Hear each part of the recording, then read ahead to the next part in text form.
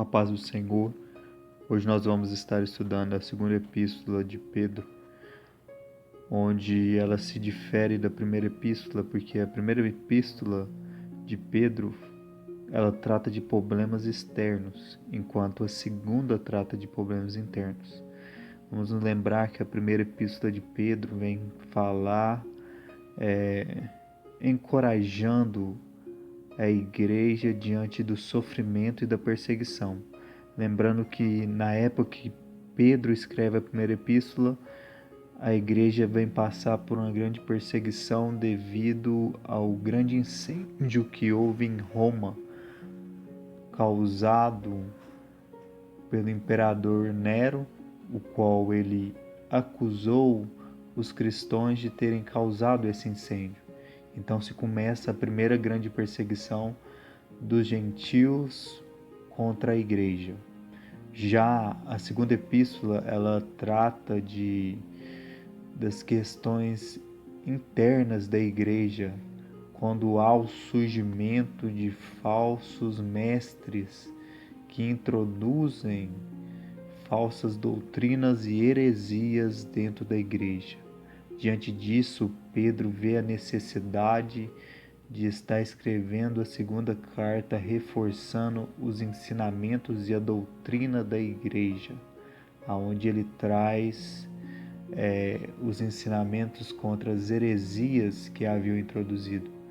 Possivelmente o que nos faz entender que aquelas heresias eram um gnosticismo primitivo, que traziam ensinamentos contrários à pregação dos apóstolos. Eles diziam ser os únicos a terem um conhecimento perfeito de Deus. O cristianismo, ele vê o gnosticismo como um conjunto de ideias ou ensinamentos heréticos que se infiltrou na igreja primitiva e foi fortemente combatido pelos apóstolos.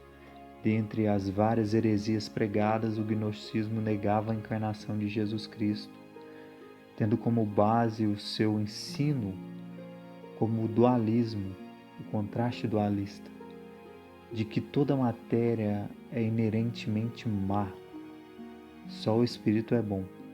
Dessa forma, defendiam que, sendo Deus bom, não lhe era possível entrar em contato com a matéria má. Para combater essas falsas doutrinas, somente a busca por um conhecimento sólido de Deus, por um conhecimento por Sua palavra, que irá nos constituir uma proteção contra as falsas doutrinas e também nos conduzir a um crescimento do nosso homem interior, firmando para nós não tropeçar na nossa caminhada espiritual, na nossa caminhada da fé. A respeito da autoria da Epístola de 2 Pedro, não há dúvidas, por assim dizer, para mim, sobre a sua autoria.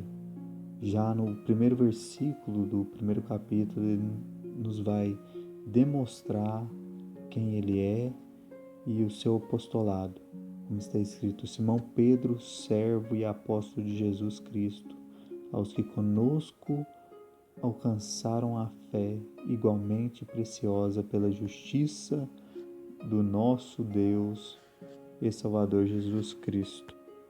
Apesar dessa carta ter o testemunho externo e o histórico muito fraco, e as evidências externas muito fracas, o que causou a dúvida sobre a autenticidade, se a carta era de Pedro ou não, interiormente ela tem um conteúdo e as evidências apostólicas muito fortes e muito ricas.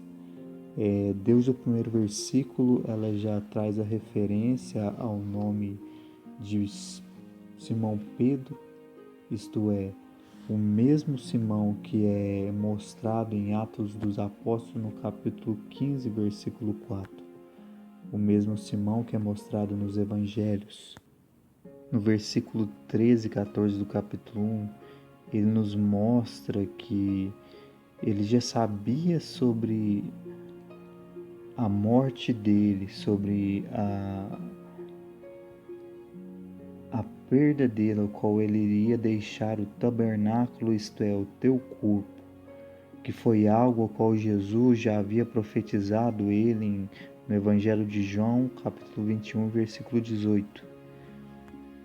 Nesta carta ele também traz a referência de ser uma testemunha ocular da transfiguração de Jesus Cristo no monte.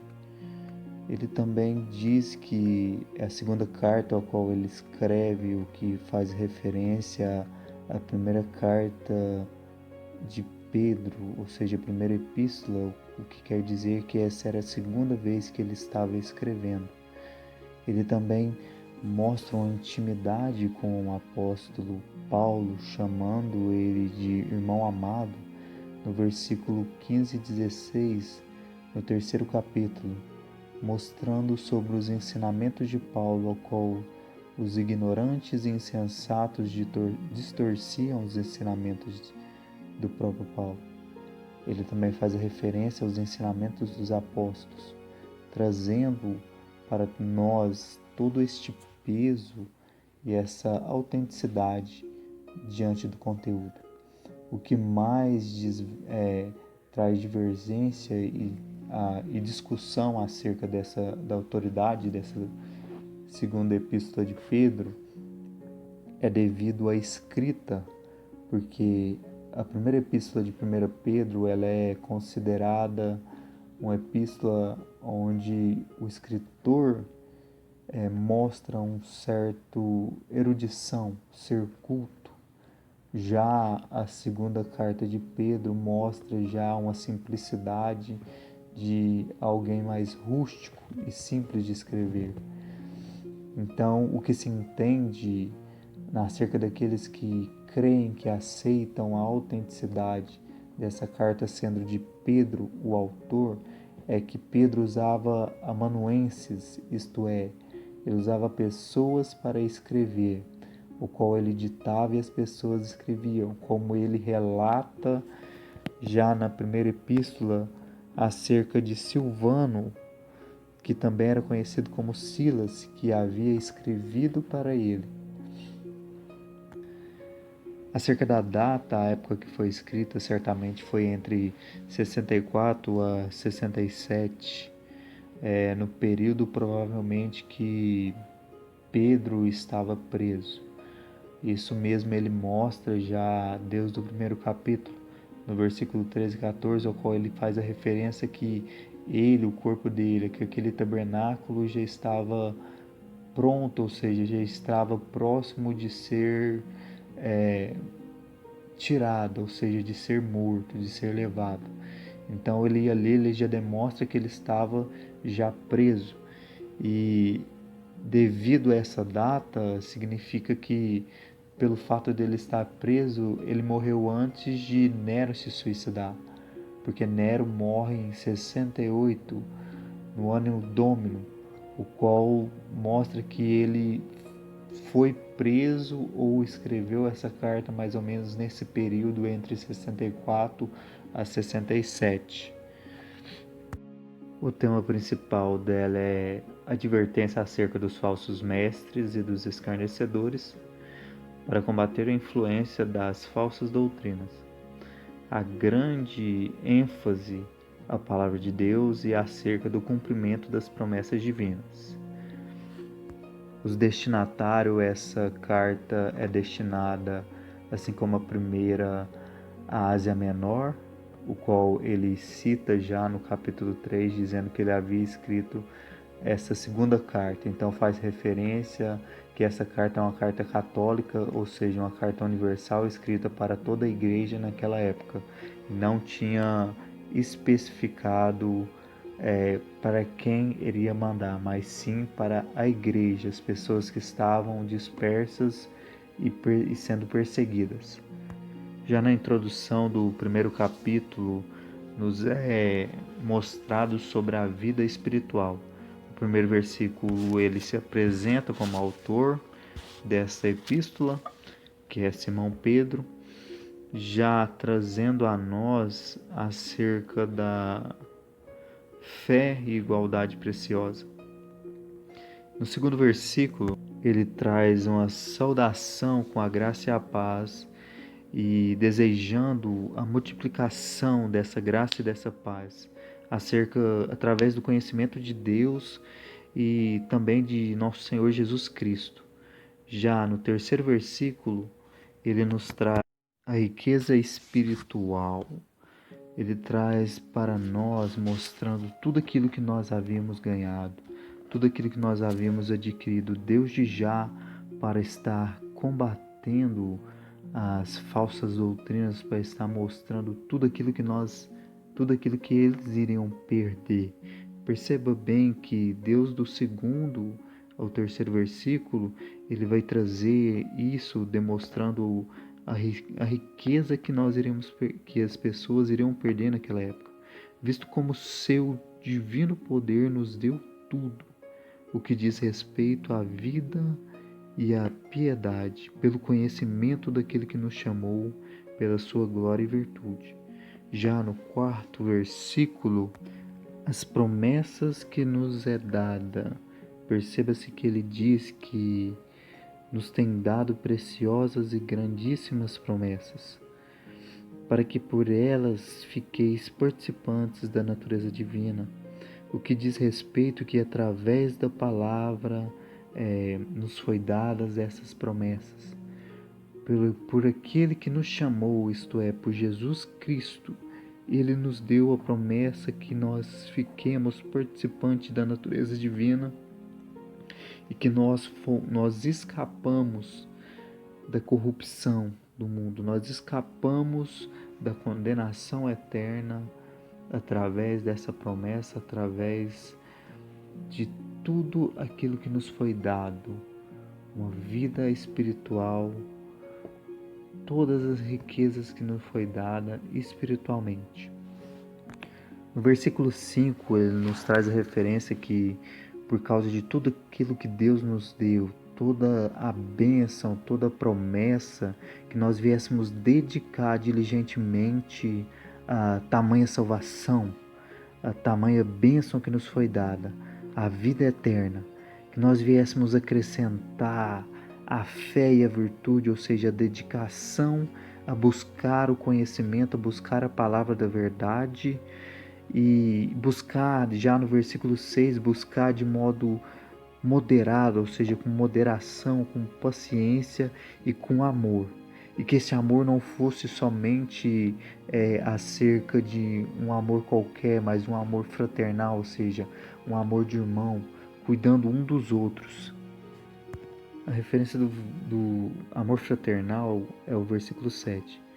No versículo 8, você percebe que ele demonstra e diz que se a gente tiver essa dedicação e este amor uns para com os outros, nós não vamos ficar ociosos, ou seja, não vamos ser uma pessoa preguiçosa, e que nós estaremos conhecendo o nosso Senhor Jesus de modo claro.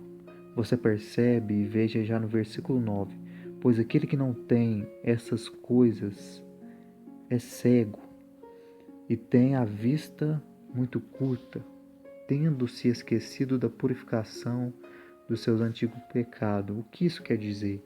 Isso demonstra que, pelo simples fato de você não se dedicar, pelo simples fato de você não dedicar toda a sua vida acerca da salvação, demonstrar que você é salvo em Cristo Jesus, ser diligente acerca da sua fé, naquilo que você crê, isso só mostra que você é uma pessoa cega, ou seja, mostra que você se esqueceu de tudo aquilo que foi feito por você.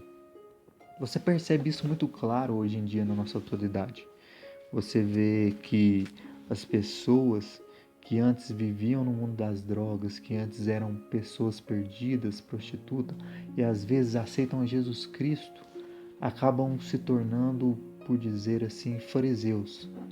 Eles se tornam legalistas e, ao invés de lembrar tudo aquilo que Deus fez na vida dele, Deus pode fazer na vida de outras pessoas, eles se esquecem disso, se tornam cegos, não vendo aquilo que foi feito atrás e se tornando ainda piores porque não veem o que está à sua frente, se esquecendo de que aquele que não perdoa o seu irmão, aquele que não ama o seu irmão, tampouco o Senhor assim o amará e o perdoará. Lembre-se da oração de Jesus Cristo dizendo: pois se não perdoares os vossos irmãos, tampouco vosso Pai Celestial vos perdoará. Não seja um cego espiritual, esquecendo do que Jesus fez por você, se esquecendo da onde o Senhor Jesus Cristo te tirou, te lavou e te transformou em uma nova criatura. É claro que você tem que viver em novidade de vida e olhar sempre para frente, mas você deve sempre reconhecer da onde você veio e da onde o Senhor te tirou. Versículo 10. Portanto, irmãos, procurai fazer cada vez mais firmes a vossa vocação e eleição. Fazendo isso, nunca jamais tropeçareis. O que ele quer dizer? Lembre-se do que Jesus Cristo profetizou e disse: todo aquele que quiser vir após mim, negue-se a si mesmo, tome a sua cruz e me siga. O que isto quer dizer? Aqui Pedro traz a referência dizendo que nós devemos estar firmes naquilo que nós fomos chamados. Se Deus te chamou para pregar o Evangelho, faça isso diligentemente, firme, a cada dia mais, dedicadamente, a cada dia mais procurando se aperfeiçoar. Porque se você fizer isso, você nunca ou jamais tropeçará. Porque aquele que se dedica a algo não está preocupado com o que está acontecendo ao seu redor. Aquele que se dedica a algo não está se preocupado com o que está acontecendo de ruim. Perceba-se uma certa história que existia em uma igreja, uma irmã que estava sempre dizendo para o pastor que as pessoas não gostavam dela, que as pessoas sempre estavam falando mal dela, preocupando com a vida dela. Então ela disse que iria sair da igreja. E o pastor disse para ela assim: irmã, antes de você sair da igreja, faça algo para mim. Todos os dias que você vir ao culto, você encha um copo de água e tente não derramar esse copo. E ela fez isso durante uma semana. E o pastor chegou nela e disse assim: e aí, irmã, o que aconteceu? Ela disse: pastor, eu consegui não deixar derramar o copo. E você percebeu alguém falando mal de você? Você percebeu alguém olhando para você com mau olhado? Você percebeu alguém fazendo algo que viesse desagradar você? Ela disse: não. Então o pastor disse para ela: porque a sua atenção estava voltada para o copo. Que a sua atenção agora esteja voltada para Cristo e não para o que as pessoas estão dizendo ou estão fazendo. Assim devemos ser nós. Se Deus nos chamou, se Ele nos salvou e nos transformou, que a nossa vida seja voltada para a vocação ao qual Ele nos chamou, que é pregar o Evangelho, que é o ID de Jesus Cristo. Versículo 11. Por esta maneira vos será amplamente concedida a entrada no reino eterno de nosso Senhor e Salvador Jesus Cristo, que nos mostra que por causa da nossa fé em Cristo Jesus e por demonstrarmos esta fé através de nossos atos, dedicando totalmente o nosso ser à pregação e anunciação do Evangelho, nos é concedido a entrada no reino eterno. Amados, sem fé é impossível agradar a Deus e não existe fé sem ação, porque uma fé sem ação é uma fé morta. Então, se você me diz que tem fé em Deus e vive parado, vive amuado e não faz nada para o Senhor, então eu te digo que você tem uma fé morta. Então levante-se e haja para a glória de Deus. Versículo 12. Por isso eu não deixarei de vos admoestar sempre acerca dessas coisas, ainda que bem a sabeis, estejais confirmados na presente verdade. Aqui Pedro traz a nossa mente, ao nosso entendimento de que ele estava fazendo um desafio para aquelas pessoas, de que ele não deixaria de pregar a verdade, mesmo que elas já soubessem o que havia sido dito, e ele mostra que essas pessoas viessem viver daquela forma, que elas viessem se lembrar dessa verdade de Jesus Cristo e este Jesus crucificado. No versículo 13, porque tendo por justo, enquanto estou neste tabernáculo, de vos despertar com a demonstração, sabendo que brevemente tenho que deixar meu tabernáculo, como também nosso Senhor Jesus Cristo já mo tem revelado. No versículo 13 e 14, ele traz a lembrança sobre a profecia que Jesus Cristo havia feito a ele no Evangelho de João, no capítulo 18. Ele mostra que ele se lembra de quando Jesus chamou ele para apacentar as ovelhas e que Jesus disse a ele que chegaria um dia que ele seria levado aonde ele não queria e ele iria ter uma morte de Marte. Aqui ele fala que ele estava num tabernáculo, ou seja, que ele é este tabernáculo. Quando ele fala, enquanto estou neste tabernáculo, ele faz referência ao seu corpo e mostra que ele ainda assim, mesmo sabendo da sua morte inevitável, ele tem a preocupação de exortar e de pregar a verdade para os irmãos que estão ficando em vida neste mundo. Vamos lá na passagem ao qual Jesus Cristo faz essa profecia a Pedro. João capítulo 21, versículo 18. Em verdade te digo que, quando eras mais moço, te vestia a ti mesmo e andavas por onde querias. Mas, quando fores velho, estenderás as mãos e o outro te vestirá e te levará para onde não queres. Por isso, Pedro sempre se esforçava diligentemente a anunciar o Evangelho para que as pessoas viessem se lembrar. Olha o que ele diz no versículo 15 do capítulo 1. Mas também eu procurarei com diligência em toda ocasião que depois da minha morte vos possais sempre ter lembranças dessas coisas. Ou seja, ele traz a referência de que ele estava seguro sobre a vida eterna e sobre o que Jesus havia prometido. Mas o que ele mais se preocupava é que as pessoas tivessem as suas mentes enculcadas, fixadas sobre tudo aquilo que era falado, sobre todo o ensinamento da palavra de Deus. No versículo 16, porque não vos temos a conhecer o poder e a vinda do nosso Senhor Jesus Cristo, seguindo fábulas artificialmente compostas, mas com nossos próprios olhos vimos a sua majestade.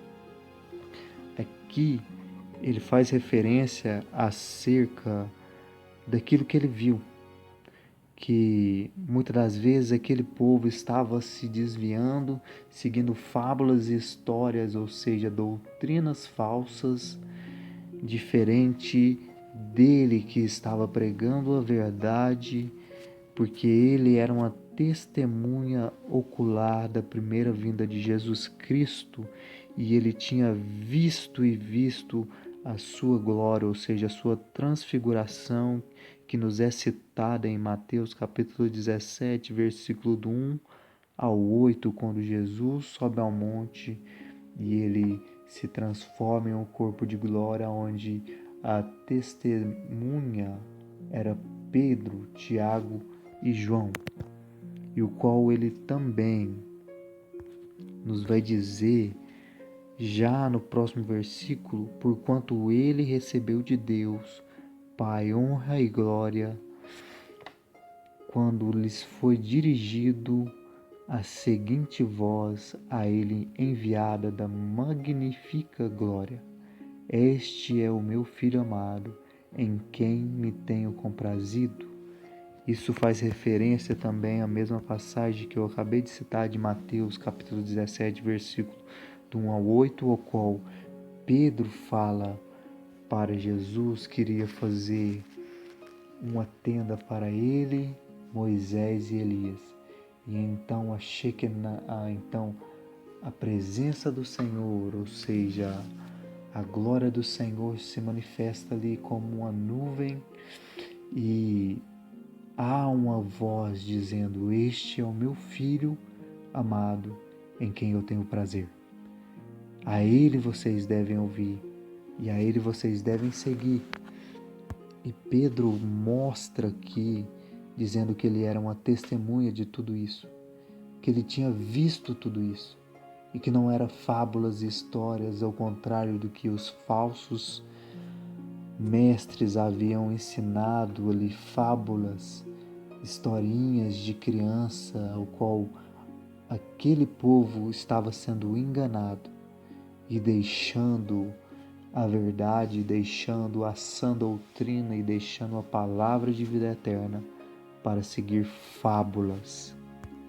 18. E nós ouvimos essa voz dirigida do céu quando estávamos juntos com ele no Monte Santo. E temos também a palavra dos profetas muito firme, a qual fazeis bens em estar atentos, como a uma tocha que ilumina em lugar escuro, até que o dia amanheça e a estrela da alva apareça em vossos corações. No 18, ele mostra que ele viu pessoalmente e que era uma testemunha de tudo aquilo que havia acontecido com Jesus Cristo. No 19, ele traz a referência não só da questão do testemunho pessoal, mas ele diz que a própria palavra dos profetas, ou seja, o Antigo Testamento, já era uma testificação forte, que as pessoas não precisavam ouvir falsas doutrinas, porque ali já havia a base de toda doutrina. Mas a seguir, na parte B, ele traz a referência de Jesus Cristo, ou seja, a estrela da alva. E ele fala que essa estrela, que é Jesus Cristo, que apareça nos nossos corações, ou seja, que ela venha trazer o arrependimento às vidas daqueles que estavam ali presentes, que liam essa epístola. Versículo 20 e 21. Entendendo primeiramente isto, que nenhuma profecia da Escritura é de interpretação particular, porque a profecia nunca foi produzida por vontade de homem algum, mas os santos homens de Deus falaram, sendo inspirados pelo Espírito Santo. Aqui ele traz a referência de que tudo aquilo que foi escrito no Antigo Testamento, que tudo aquilo que os profetas profetizaram, não vieram da parte deles, não vieram deles próprios, mas da inspiração de Deus, ou seja, o Senhor soprou para eles e eles foram bocas de Deus aqui na terra, anunciando a sua palavra, anunciando a verdade, e ao qual o Espírito Santo que os inspirou a falar acerca dessa verdade por causa da vontade de Deus, e que todos aqueles escritos dos profetas eram inspirados por Deus, e por serem inspirados por Deus, eles traziam a verdadeira doutrina, ao contrário daqueles homens, os falsos mestres, que estavam dissipando o povo com as suas heresias, trazendo ensinamentos que não estavam nas Escrituras e que eram contrárias aos ensinamentos da Palavra de Deus. Bom, nós terminamos aqui o primeiro capítulo E eu quero orar pela vida de vocês que estão ouvindo este estudo da palavra do Senhor, que o Senhor continue acrescentando na sua vida e que você venha ter um crescimento espiritual em nome de Jesus Cristo. Pai, querido amado, diante da Tua presença, nós estamos aqui. Que o Senhor venha estar fazendo a diferença na vida das pessoas que venham estar buscando este ensinamento, porque este ensinamento é baseado na Tua palavra e creio eu, Senhor, que não vem de mim, mas do Teu Espírito Santo, porque é Ele quem convence as pessoas do arrependimento e do pecado e é Ele quem transforma as vidas. Ele que também é Senhor e que tem me guiado durante todos os dias da minha vida. Senhor, eu oro pelas vidas das pessoas que estão passando por momentos de aflições. Oro por aqueles que têm passado necessidades, tanto físicas como espirituais. Que o Senhor possa estar trazendo o refrigério e estar trazendo o alimento para aquelas pessoas que precisam. Que o Senhor venha estar trazendo transformação nessas vidas. Que a Tua palavra seja viva e eterna em seus corações. Que eles possam encontrar a Jesus Cristo. Que eles possam conhecer o meu Senhor, que tão grandiosa salvação mostrou para mim e que me amou. Pai Santo e amado, que a Sua palavra se faça presente na vida de todas as pessoas, que haja arrependimento e transformação, que em meio a tanta dificuldade, que em meio a tantos conflitos, a um mundo ao qual está vivendo um caos, o Senhor venha ser a luz e a libertação para essas pessoas. Que as pessoas não venham ser cativas do medo, mas que elas venham ser livres através da verdade e cheios da Tua presença. Faça-se presente, Senhor, na vida dessas pessoas. Transforma os seus caminhos, que elas encontrem a verdade e que elas tenham vida eterna através de Ti, meu Senhor Jesus Cristo. Oro para que o Senhor cuide dos órfãos, dos doentes e enfermos, das mulheres que perderam seus maridos, dos maridos que perderam suas esposas. Que haja consolação e transformação. Oro pelas igrejas que estão fechadas, que o Senhor venha estar trazendo crescimento espiritual, em que esse momento que elas estão paradas venha ser transformadas e venha haver avivamento nos lares, cultos domésticos, vidas transformadas e restauradas, porque a igreja não se resume em um templo físico, mas a igreja é um templo espiritual, onde milhares de pessoas e milhões de milhões clamam em uma só voz, dizendo: Maranata, ora vem, Senhor Jesus. Desde já eu te agradeço por este ensinamento e por essa palavra, e te louvo por me ouvir, em nome do Teu Filho Jesus Cristo. Que toda honra e toda glória e poder e majestade seja sempre ao Senhor, agora e sempre. Amém.